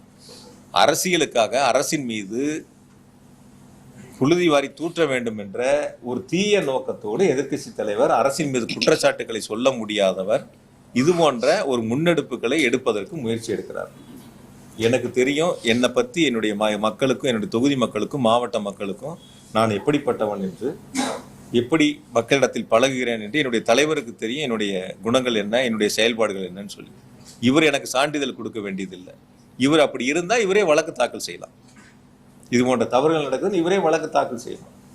அதுக்கு நீதிமன்றம் நடவடிக்கை எடுக்கும். அதை விட்டுட்டு பொதுவெளியில் உண்மைக்கு மாறா தவறான ஒரு செய்தியை அவதூறு பரப்பக்கூடிய இடங்கள்ல அவர் முன்னெடுப்பார். அதுக்கு இன்னொரு அரசியல் கட்சி முன்னெடுக்கும். அதுக்கு ஒரு பாட்டு பாடுவாங்க. இதில் ஏதாவது ஒரு சம்பவம் தெரியுமா? அந்த பாட்டு பாடினவர் ஏதாவது இது மாதிரி இப்படி ஒரு சூழல் கீழே இருக்குன்னு ஏதாவது தெரியுமா? போன 5 வருஷம் என்ன நடவடிக்கை எடுத்தாங்கன்னு தெரியுமா? இந்த 5 வருஷம் என்ன நடவடிக்கை எடுத்திருக்குன்னு நேற்று பாட்டு பாடின அரசியல் தலைவருக்கு தெரியுமா? எதுவுமே பொதுவெளியில் என்ன நடக்குதுன்னே தெரியாதவங்க ஏதோ கொடுக்கறத அந்த இடங்கள்ல ஒரு பாட்டா பாடி பண்ணணுங்கிறதுல மொத்தம் 19 நிமிஷத்துல 10 நிமிஷம் பேசிட்டு இப்போ இது போன்ற ஒரு பேர் இழப்பை உருவாக்கியிருக்காங்க. அதனால நான் இன்னும் கூட சொல்றேன். நான் அதுல அந்த போடப்பட்ட இப்போ வழக்கு ஒன்று போட்டிருக்காங்க. அது நீதிமன்றத்தில் இப்போ விசாரணையில் இருக்கு. மொத்தம் அதில் போட்டதே 41 வழக்கு. ஏற்கனவே இது போன்ற புகார்கள் வழக்கு பதிவு செய்யப்பட்டது. அதில் 34 வழக்கு கடந்த அதிமுக ஆட்சியில் போட்டது. இடி எடுத்திருக்கிற கேஸில் 34 கேஸ் போன அதிமுக ஆட்சியில் போடப்பட்ட கேஸ். 7 கேஸ் தான் 2021 பிறகு திமுக ஆட்சியில் போடப்பட்ட கேஸ். ஆனால் விசாரணை போன ஆட்சியை பற்றி விசாரிக்காம இப்போ இருக்கக்கூடிய நிகழ்வை மட்டும் விசாரிப்பதாக நீதிமன்றத்தில் வழக்கு. நீதிமன்ற வழக்கு முடியிட்டு இது சம்பந்தம் இன்னும் முழு விவரங்களை சொல்கிறேன். நீங்கள் அந்த கருத்தை கேட்டதுனால என்ன நடவடிக்கைகள் எடுக்கப்பட்டிருக்கு, 2 மடங்கு அது மீது கடுமையான நடவடிக்கை எடுக்கப்பட்டு துரிதமாக நிர்வாகம் செயல்பட்டிருக்கு. வரக்கூடிய நாட்களில் இது போன்ற தவறுகள் இருக்கக்கூடாதுங்கிறதுக்காக தான் இந்த மாதிரி கடுமையான நடவடிக்கைகள் எடுக்கப்பட்டிருக்கு. அதனால அரசு நிர்வாகத்தை பொறுத்தவரை எதிர்க்கட்சிகள் சொல்லக்கூடிய குற்றச்சாட்டுகள் மக்களிடத்தில் எடுபடாமல், மக்கள் அதை ஏற்றுக்கொள்ள முடியாத சூழலில் அரசின் மீது அவதூறு பரப்ப வேண்டும், தனிப்பட்ட முறையில் காழ்ப்புணர்ச்சி காரணமாக விமர்சனங்களை முன்வைக்க வேண்டும் என்பதற்காக பொதுவெளியில் சொல்லக்கூடிய கருத்துக்களை மக்கள் ஒருபோதும் ஏற்றுக்கொள்ளக்கூடிய மனநிலையில் இல்லை. அதை மக்கள் தெளிவாக உணர்ந்திருக்கின்றார்கள். அது அரசியல் இயக்கங்கள் உணராமல் மீண்டும் மீண்டும் ஒரு பொய் செய்தியை முன்னெடுப்பதற்கு முயற்சி செய்கிறார்கள்.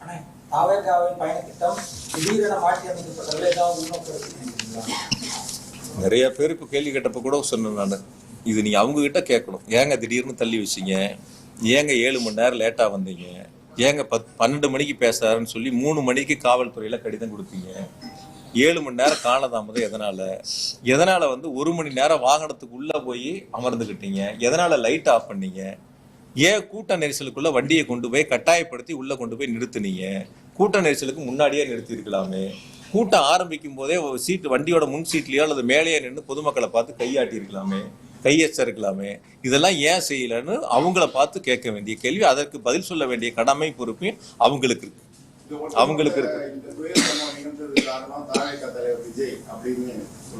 நான் அரசியலா பார்க்கல, நான் ஆரம்பத்திலேயே உங்களுக்கு சொல்லிட்டேன். யார் தவறு செய்திருந்தாலும் அந்த தவறை யாராக இருந்தாலும் ஒற்றுக்கொள்ள வேண்டியது அவருடைய கடமை பொறுப்பு.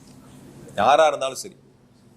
நான் தான் உங்ககிட்ட தெளிவா சொன்னேன், 2 வகையா பிரிக்கணும். ஒன்று அரசு செய்ய வேண்டியது, ஒன்று அரசியல் கட்சிகள் செய்ய வேண்டியது. பொதுக்கூட்டங்கள் ஆர்ப்பாட்டங்கள்ல அரசு செய்ய வேண்டியதை சரியாக செய்திருக்கிறது. அரசியல் கட்சிகள் சரியாக செய்திருந்தால் இது போன்ற தவறுகள், இது போன்ற இழப்புகள் ஏற்பட்டிருக்காது. அதில் தான் ரொம்ப தெளிவாக சொல்றேன் நான்.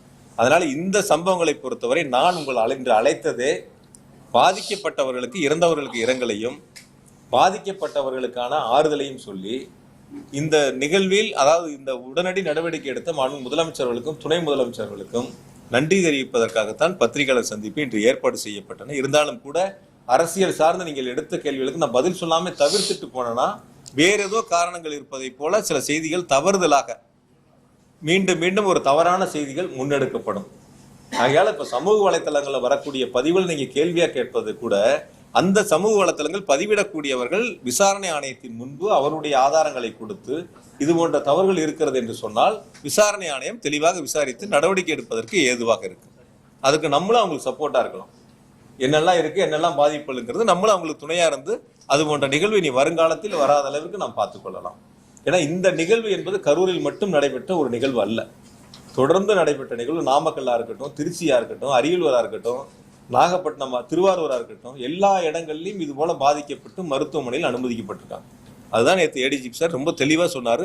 எவ்வளவு பேர் எந்தெந்த, நான் வேணா கூட அந்த பட்டியலை உங்களுக்கு நான் சொல்றேன். நான் யார் எவ்வளவு பேர் எந்தெந்த ஊர்ல பாதிக்கப்பட்டு மருத்துவமனையில் அனுமதிக்கப்பட்டு சேர்க்கப்பட்டாங்கிறத நான் உங்களுக்கு பட்டியலாவே சொல்றேன். நான் எந்தெந்த ஊர்ல எவ்வளவு பேருங்கிறதுல அதுல இருக்கக்கூடியவங்க எல்லாருமே வந்து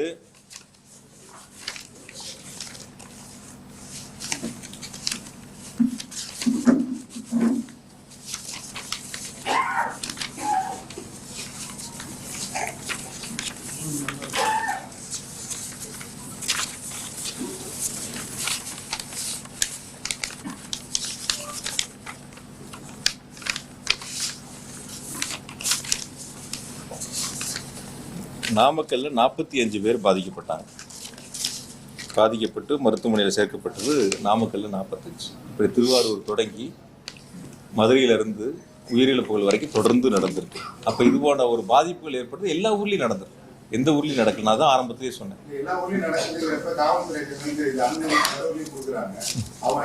சார் நீங்க ஒரு இல்ல சார், நீங்க தான் சார் செய்திகள் போடுறீங்க, நீங்க தானே செய்தி பிரேக்கிங் நியூஸே போடுறீங்க. இன்னும் கூட உங்கள்கிட்ட கொஞ்சம் வெளிப்படையா சொல்லட்டுமா? அதாவது ஒரு அரசியல் கட்சி வந்து குழந்தைகள் வந்து அழைச்சிட்டு வர வேண்டாம்னு ஒரு செய்தி போடுறாங்க, ஒரு அறிக்கை கொடுக்குறாங்கன்னு வச்சுக்கோங்க. ஆனால் அந்த தொலைக்காட்சியில் நீங்கள் என்ன பண்ணுறீங்க? குழந்தைகளை தூக்கி தோளில் வச்சிருக்கிறது, குழந்தைகள் மேலே மப்ளர் கட்டி இருக்கிறது, இதெல்லாம் ரொம்ப பெருசாக மிகைப்படுத்தி நான் இன்னும் கூட உங்கள்கிட்ட நான் வெளிப்படையாக கேட்டேன். ஒரு அரசியல் கட்சி தலைவர் வீட்டில் கிளம்புறதுலேருந்து கூட்ட மேடைக்கு வர்ற வரைக்கும் பொதுவாக நீங்கள் லைவ் பண்ணீங்க, அது உங்களுடைய பொறுப்பு. நீங்கள் போட்டுக்கிறீங்க, வேண்டாம்னு சொல்லலாம். அது குறிப்பிட்ட நேரத்துக்கு அவங்க வந்தாங்களா, எத்தனை மணிக்கு அனுமதி கேட்டாங்க, எத்தனை மணிக்கு வந்தாங்க, என்னங்கிறது அந்த செய்திகளே அந்த நேரங்களில் யாருமே போடலை. பொதுவாக 1-2 தவிர அந்த செய்திகளை தான் முன்னெடுக்க பார்த்தீங்களே தவிர, அந்த குழந்தைகள் இருக்கிறத பெருசாக காட்டுறதுக்கு தான் முன்னெடுக்க பார்த்தீங்களே தவிர, இன்ச்சு பை இன்ச்சாக நகர்ந்து வாங்கணும்னு சொல்லி போட்டீங்க. நடந்துல உருண்டுக்கிட்டு போனால் கூட இன்ச்சை விட வேகமாக போகலாம். ஆனால் அந்த வண்டிக்கு முன்னாடி எவ்வளோ நடந்து போனாங்கன்னு பார்த்துருப்பீங்க. நீங்கள் ஒரு தேர் திருவிழாவில் கூட இன்னும் கொஞ்சம் வேகமாக போவாங்க. அந்த வண்டிக்கு முன்னாடி நடந்து போனவங்க எப்படி போனா நீங்க லைவ்ல எல்லாரும் பார்த்தீங்க. இன்ச்சு பை இன்ச்சா போகுது. 100 பேர் நின்ற இடங்கள்ல பல்லாயிரக்கணக்கான வரவேற்பு நான் போட்டிருந்தாங்க சில தவிர. அதுக்கப்புறம் நான் பார்த்தேன். அதெல்லாம் நம்ம இல்ல போனதா சொல்றதுனால போனப்போ போலீஸ் அதனாலதான் எல்லாம் ஃபுல் டிராபிக் ஜாம் ஆயிடுச்சு பெங்களூர் ரோடு எல்லா ரோடுமே. அதனால நீங்க உள்ள இருங்க அப்படின்னு சொல்லி எந்த இடங்கள்லயும் காவல்துறை அது போன்று அறிவுறுத்தப்படவில்லை. இது மாதிரி எந்த இடங்கள்லயும் காவல்துறை நீங்க உள்ள இருங்கன்னு யாரும் சொல்லலை.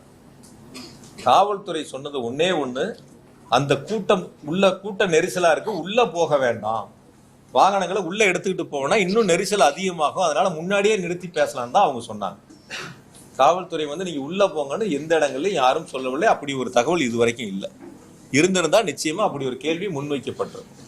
அதனால நீங்க தொலைக்காட்சிகளா இருந்தாலும், லைவ் பண்றவங்களா இருந்தாலும், சோசியல் மீடியாவா இருந்தாலும் இருக்கக்கூடிய சூழலை யதார்த்தமாக சொல்ல வேண்டியது நம்முடைய கடமை பொறுப்பு. இப்போ தம்பி கூட கேட்டாப்ல இந்த மாதிரி வருதேன்னு சொல்லி, பாசிட்டிவ் 100 இருக்கு, நெகட்டிவ் 10 இருக்கு. அந்த நெகட்டிவ் அரசின் மீது காழ்ப்புணர்ச்சிகரமாக சொல்லக்கூடிய கருத்துக்களாக கூட இருக்கலாம், அல்லது 1-2 அது சரியாக கூட இருக்கலாம்.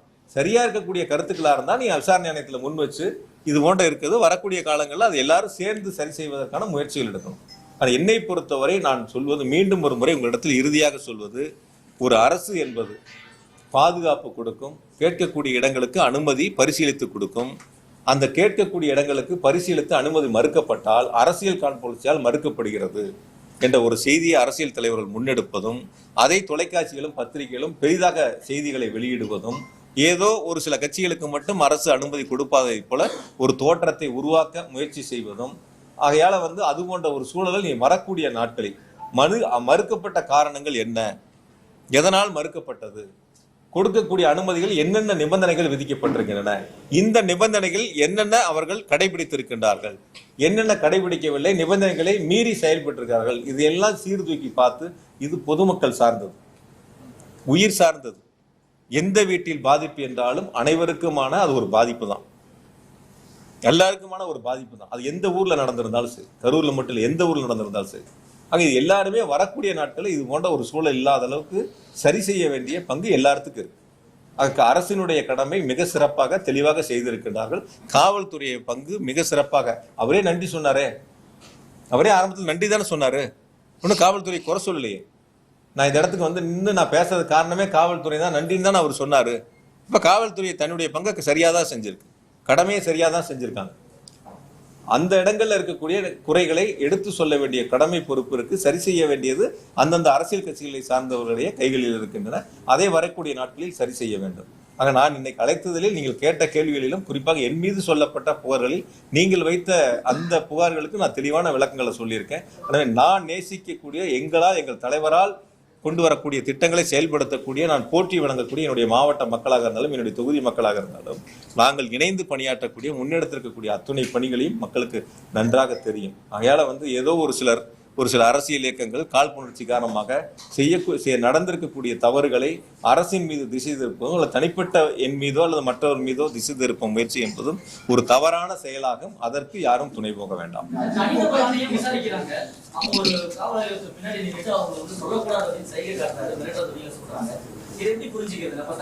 எனக்கு நீங்க சொன்ன வீடியோ நான் பார்க்கல, அது எந்த இடத்துல நடந்துச்சுன்னு எனக்கு தெரியல. அப்படியா, எனக்கு அப்படி இருந்துச்சுன்னா நீங்க எனக்கு அனுப்பிச்சு விடுங்க. நான் காவல்துறை காவல் ஆய்வாளர் இது மாவட்ட காவல் கண்காணிப்பு அனுப்பிச்சு விட்டு அது யாருன்னு பார்க்க சொல்றேன். அஜித்குமார் கொலை வழக்கில் தமிழ்நாடு முதலமைச்சர் உடனே சிபிஐக்கு மாற்றினாங்க. இது அதே மாதிரி நிறைய சந்தேகம் வேற, உடற்கூறு ஆய்வு அவசர செய்யப்பட்டது, இது சிபிஐக்கு மாற்ற சொல்லி சார், அது சம்பந்தமானது எல்லாம் நேற்று தெளிவா அரசு கூடுதல் தலைமைச் செயலாளரும் ஏடிஜி சார் உள்ளிட்ட அரசு துறை செயலாளர்கள் எல்லாம் தெளிவான விளக்கங்கள் கொடுத்துட்டாங்க. மிக தெளிவான விளக்கங்கள் நேற்று முழுவதுமாக கொடுக்கப்பட்டிருக்கின்றன. எனவே இன்று சொல்லப்பட்டிருக்கக்கூடிய கருத்துக்களில் நான் முன்வைத்திருக்கக்கூடிய நீங்கள் கேட்ட கேள்விகளில் மிக தெளிவான விளக்கங்கள் இருக்கின்றன. எனவே என்னை பொறுத்தவரை இனிமேல் வரக்கூடிய நாட்களில் எந்த தொலைக்காட்சியிலும் பத்திரிகைகளும் சீர்தூக்கி பார்த்து இடங்கள் ஒதுக்கப்பட்டதில் தொடங்கி பாதுகாப்புகள் வரை அரசினுடைய நடவடிக்கை சிறப்பாக இருக்கிறது என்பதையும் கவனத்தில் கொள்ள வேண்டும். எந்த அரசியல்கள் கூட்டம் நடத்தினாலும் அவருடைய பங்கு என்பதை சொல்ல வேண்டிய கடமை பொறுப்பும் உங்களிடத்தில் இருக்கின்றன. இந்த அரசு இதை செய்யும், அரசியல் கட்சிகள் இதை செய்ய வேண்டும், அந்த கடமைகள் சரியாக நடந்ததா என்பதை ஒரு விவாதமாக எடுத்து கூட நீங்கள் அதற்குடைய கருத்துக்கள் சொல்ல வேண்டியது உங்களுடைய பொறுப்பாக இருக்கலாம். ஆக நடந்திருக்கக்கூடிய சம்பவங்கள் ஒரு துயர சம்பவம். அந்த துயர சம்பவங்களில் இனி வரக்கூடிய நாட்கள் இது போன்ற துயரங்கள் இல்லாத அளவிற்கு அனைவரும் சேர்ந்து முன்னெடுக்க வேண்டும். எனவே மீண்டும் ஒரு முறை இப்படிப்பட்ட ஒரு துயர சம்பவத்தில் இரவோடு இரவாக கரூருக்கு வருகை இருந்து ஆறுதலை சொல்லி அனைத்து நடவடிக்கைகளும் எடுப்பதற்கு பல்வேறு மாவட்டங்கள், திருச்சி மாவட்ட ஆட்சித்தலைவர், திண்டுக்கல் மாவட்ட ஆட்சித்தலைவர், பல்வேறு மாவட்டங்களிலிருந்து மருத்துவ குழுக்கள், அதற்கான முழு ஏற்பாடுகளையும் செய்த முதலமைச்சர் அவர்களுக்கும் துணை முதலமைச்சர் அவர்களுக்கும் மாவட்ட மக்களின் சார்பாகவும் எங்களது சார்பாகவும் நன்றியை இந்த நேரத்தில் தெரிவித்துக் கொள்கிறோம். அரசியல் இயக்கங்களை சார்ந்தவர்கள் வந்திருக்கின்றார்கள், நல்லெண்ணத்தோடு அவர்களுக்கும் இந்த நேரத்தில் நாங்கள் நன்றியை தெரிவித்துக் கொள்கின்றோம். இனி கரூர் மாவட்டம் என்பது இது போன்ற நிகழ்வு இல்லாத அளவிற்கு, தமிழ்நாடும் என்பது இது போன்ற நிகழ்வு இல்லாத அளவிற்கு அனைவரும் சேர்ந்து உருவாக்கப்பட வேண்டும். நிவாரணத்தை பொறுத்த வரைக்கும் சில நேரங்கள் நேற்று கூட சில நேரங்கள் சொன்னாங்க, பாதிக்கப்பட்ட அந்த கரூர் மாவட்டத்தில் 41 பேர்ல 10 பேர் வேறு மாவட்டங்கள், கரூர் மாவட்டத்தை சேர்ந்தவங்க இறந்தவங்க 31 பேர், 31 குடும்பங்களுக்கும் நாங்களே நேரில் சென்று இரங்கலை சொல்லி அவர்களுக்கான அந்த உதவித்தொகை முதலமைச்சர்கள் கொடுத்த 10 லட்சம் ரூபாய்க்கான அந்த நிதி உதவியை வழங்கிவிட்டு வந்திருக்கின்றோம். அதனால யாருக்கும் அதுல பாக்கி இல்லை. இப்போ காயமடைந்தவர்களுக்கு நேற்று 5 பேருக்கு கொடுத்துருக்கிறோம். மீதி இருக்கிறவங்களுக்கு இப்போ தயார் பண்ணிட்டு ஒரே கேள்வி முக்கியமா இறுதியா, இதுக்கு முன்பு நடந்த சம்பவம் கள்ளச்சாராயம் மற்ற சம்பவத்துல அதிகாரிகள்லாம் மாற்றப்பட்டாங்க, அவர்கள்லாம் பணியிடை நீக்கம் இதெல்லாம். இந்த சம்பவத்துல வந்து இது மாதிரி தடுத்துக்கலாம் எல்லாரும் சொல்றாங்க. சார் நீங்க ஒரு விஷயம் பதிலுங்க. எல்லாரும் சொல்றாங்க, எல்லாரும் யாருங்க? இதை தவறாவே சொல்லிட்டு இருக்கீங்க. எல்லாரும் யாருங்க? அது எல்லாரும் நீங்க ஒரு விஷயம் புரியும். எல்லாரும் சொல்றாங்க உங்களுக்கு வேண்டியப்பட்டவங்க பிஜேபி சார்ந்தவங்க, அதிமுக சார்ந்தவங்க, டிவிகே சார்ந்தவங்க, இந்த மாதிரி ஒரு அரசியல் கட்சியை சார்ந்தவங்க சொல்ற கருத்துல எல்லாருமா? எல்லாருன்னா யாரு? மக்கள் தாங்க எல்லாரும். எல்லாரும் சொல்றாங்கிறது நீங்க சமூக வலைத்தளத்துல பாருங்க, டிவி விவாதத்துல பாருங்க, பொதுமக்கள் சொல்லக்கூடிய கருத்துக்கள் பாருங்க, எவ்வளவு பேர் என்னென்ன சொல்லியிருக்கான்னு பாருங்க. நீங்க அதாவது என்னன்னா பொதுவா என்ன ஒரு லோக்கல் பொதுவா நீங்க என்ன எடுத்துக்கிறீங்கன்னா இப்ப தம்பி கேட்ட மாதிரி தான் 10 பேர் ஒரு நெகட்டிவா சொன்னாங்கிறது அது ஒரு செய்தியாக கூட வந்து நீங்க அது ஒரு கேள்வி எடுக்கிறங்கிறது அது இருந்தா கூட நாங்க சரி செய்யறோம்னு தான் சொல்றோம். நான் 10 பேர் சொல்லக்கூடிய கருத்தா இருந்தாலும் நாங்க செவி சாய்க்கிறோம் தான் சொல்றோம். அது எடுத்து நடவடிக்கை எடுக்கிறது தான் சொல்றோம். அதுல அரசு எந்த விதமான மாட்டு கருத்தை நாங்க சொல்லல. அதனால எல்லாரும் சொல்றாங்க அப்படிங்கிறதே வந்து ஒரு அரசியல் கட்சி சொல்லக்கூடிய கருத்துக்கள், ஒரு அரசியல் கட்சி சார்பாக முன்வைக்கக்கூடிய கருத்துக்கள் எல்லாருடைய கருத்துக்கள் அல்ல. அது அவர்களுக்கான கருத்துக்கள். அது அவருடைய பங்கா இருக்கலாம். அது அவங்க நம்ம பாராட்டணும்னு நினைக்கிறது நம்மளுடைய தவறு. அது எப்படி ஒரு எதிர்கட்சி வந்து நம்மளை பாராட்டுவாங்க? எப்படி ஒரு எதிர்கட்சி வந்து இது சிறப்பாக செஞ்சாங்கன்னு எப்படி சொல்லுவாங்க? இப்போ அவங்க அந்த இடத்துல அரசியல் செய்யணும், அதுக்கான கருத்துக்களை அவங்க முன்னெடுப்பாங்க. அதுதான் இருக்கக்கூடிய ஒரு யதார்த்தமான சூழல். அரசு எந்த அளவுக்கு செயல்பட்டது, முதலமைச்சர் எந்த அளவுக்கு விரைந்து நடவடிக்கை எடுத்தாங்க, இதுல அரசினுடைய பங்கு எந்த அளவுக்கு மிக சிறப்பா இருக்கு, எந்த அளவுக்கு வந்து மக்கள் பாதிக்கப்பட்ட மக்களுக்கு உரிய நேரத்துல அரசு உதவிகளை செய்தது என்பதுதான் நீங்க முதல்ல நின்று கவனிக்க வேண்டிய ஒரு பங்கு. எதனால் இந்த நிலைமை ஏற்பட்டது, யாரால் இந்த நிலைமை ஏற்பட்டது, யாரிடத்தில் இந்த கேள்விகளை கேட்கணும். 5 கேள்வி முன் வச்சிருக்கணும். அங்க 12 மணிக்கு கூட்டம் அறிவிச்சு 3 மணிக்கு லெட்டர் கொடுத்துருக்கீங்க. நீங்களே பவரை கட் பண்ணி சொல்லி லெட்டர் கொடுத்துருக்கீங்க. ஆனா நீங்களே வந்து 7 மணி நேரம் லேட்டா வந்திருக்கிறீங்க. லேட்டா வந்தது இல்லாம 500 மீட்டருக்கு முன்னாடியே வண்டிக்குள்ள போயிட்டீங்க. 500 மீட்டர் வரைக்கும் வண்டிக்கு வெளியில வரல, வண்டிக்கு மேலேயும் வரல. கூட்ட நெரிசல் இருக்குன்னு காவல்துறை சொல்லியும் வண்டி உள்ள கூட்ட நெரிசலுக்குள்ள வண்டியை கொண்டு போய் உள்ள சேர்த்திருக்கிறீங்க. உங்களுடைய பாதுகாவலரோ உதவியாளரோ மேல வந்து பொதுமக்கள் வந்து பாதிக்கிறாங்க, பெண்கள் சாஞ்சி விழுங்குறாங்கன்னு சொன்னதுக்கு அப்புறமும் நீங்க பேச்ச தொடர்றீங்க. நீங்களே ஆம்புலன்ஸை கூப்பிடுறீங்க. ஆம்புலன்ஸ் வந்த பிறகு நீங்க போறியா நண்பான்னு கேட்கறீங்க. அந்த ஆம்புலன்ஸை நீங்களே அனுப்புறீங்க. அங்க ஆம்புலன்ஸ் எங்க இருந்து வந்ததுன்னு நீங்களும் ஒரு கேள்வி கேட்கறீங்க. ஆக இது எல்லாம் யார் இடத்தில் கேட்க வேண்டிய கேள்வி, இதெல்லாம் யார் விளக்கம் சொல்ல வேண்டிய இடத்தில் இருக்கிறார்கள். அப்ப அவங்க கிட்ட இந்த கேள்விகள்லாம் முன் வச்சு அந்த அவங்கள நீங்க தொடர்பு கொண்டு இதற்கெல்லாம் உங்களுடைய விளக்கங்களை சொல்லுங்க. 7 மணி நேரம் ஏன் லேட் ஆச்சு, ஏன் நீங்க வண்டிக்குள்ள 500 மீட்டருக்கு முன்னாடி உள்ள போனீங்க, வண்டி கொண்டை நிறுத்தி 10 நிமிஷம் வரைக்கும் ஏன் மேல வரல, இதெல்லாம் அவர்களிடத்தில் கேட்டு அவர்கள் சொல்ல வேண்டிய நிவர்த்தி செய்ய வேண்டிய பொறுப்பு அவங்க இடத்துல இருக்கு. நான் இப்பொழுதும் இறுதியா சொல்றேன், அரசியலாக இதை எடுத்துக்கொள்ள வேண்டாம். யார் தவறு செய்தாலும் தவறு தான். அந்த தவறுகளுக்கு யார் தவறு செய்தாலும் அவர்களை பொறுப்பெடுத்துக் கொள்ள வேண்டும். அது எந்த கட்சியா இருந்தாலும் சரி. அரசு இதில் மிக தெளிவாக நிதானமாக ரொம்ப பொறுமையாக அனைத்து நடவடிக்கைகளும் எடுத்திருக்கின்றன. பாதுகாப்பிலும் அரசை பொறுத்தவரை காவல்துறையை பொறுத்தவரை சிறப்பாக செயல்பட்டு இருக்கின்றார்கள். அதற்கு அந்த கட்சியினுடைய தலைவர் பேசும் பொழுது சொன்ன நன்றியை அவர் சொல்லியிருக்கிறார். அதனால இதில் எந்த விதமான மாற்று கருத்தும் நீங்க முன்னெடுக்க வேண்டியதில்லை. சமூக வலைத்தளங்களில் வரக்கூடிய ஒரு சில கருத்துக்களை வைத்து நீங்கள் கேள்விகளை முன்னெடுப்பது என்பது அது அவர்கள் சார்ந்த சில கருத்துக்களை, அந்த கட்சியை சார்ந்த சில கருத்துக்களை முன்வைக்க முயற்சி செய்கிறார்கள். அப்படி சொல்லக்கூடியவர்களும் விசாரணை ஆணையத்தில் அவருடைய கருத்துக்களை சொல்லி அதற்கான ஆவணங்களை சமர்ப்பித்தால் விசாரணை ஆணையம் இறுதி நடவடிக்கை எடுக்கும். அதற்கான விசாரணை ஆணையத்துடைய அறிக்கையை கொடுப்பார்கள். நிச்சயமாக முதலமைச்சர்கள் நடவடிக்கை எடுப்பார்கள். எனவே விசாரணை ஆணையத்தினுடைய அந்த விசாரணை நடந்து கொண்டிருக்கின்ற பொழுது அது சம்பந்தமான கருத்துக்களை முழுவதுமாக நான் முன்வைப்பது என்பது சரியாக இருக்காது.